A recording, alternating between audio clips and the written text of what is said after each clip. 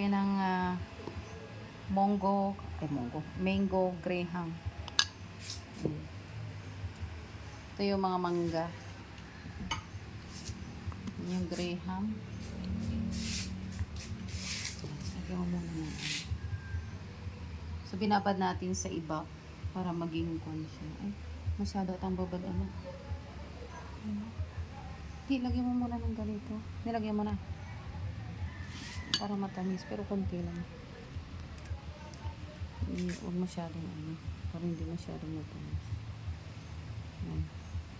Tapos saka mo ikalat.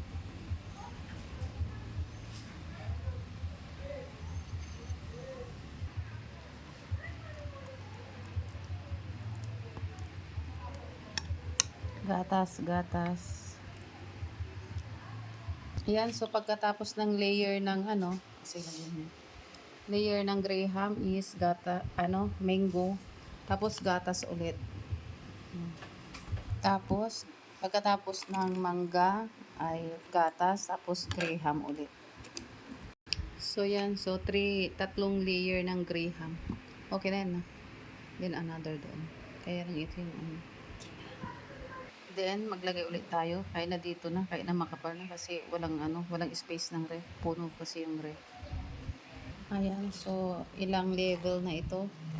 Pang-anim na ito. Na level ng graham. Ayan.